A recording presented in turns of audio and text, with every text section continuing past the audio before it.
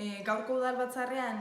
herriko ostalariek aurkeztutako mozioaren harira batetik gure babes osoa adierazi nahi diegu herriko ostalariei COVID-19ak sortutako salbuespen egoera honetan haien jardunarekin aurrera jarraitzeko ezintasuna izan dutelako eta bestetik eskerrak eman nahi dizkiegu egiten ari diren lanagatik eta modu kolektiboan erantzuteko edukitzen ari diren gaitasunagatik. Udalbatzarrean aurkeztutako mozioari aldeko bozka eman diogu, batetik iruditzen zaigulako ostalariak haiek direla behaien jardunarekin aurrera jarraitzeko behar dituzten neurri eta baliabideak ondoen ezagutzen dituztenak eta bestetik proposatu dituzten eskaerak ere udaletik erabat egingarriak iruditzen zaizkigu, bai terrazen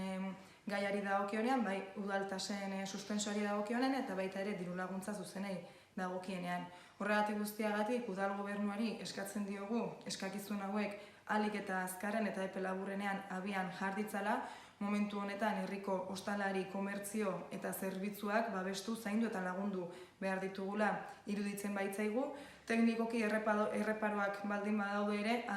alderdi politiko guztien adostasunarekin erreparo hauek gainditu daitezkela iruditzen zaigu, eta bestetik berriz ere aipatu nahi dugu larrialdi mahai bat sortzearen beharra, inplikatutako agente guztiekin batera, beharrak identifikatu neurriak jarri eta erabakiak hartzeko modu kolektiboan.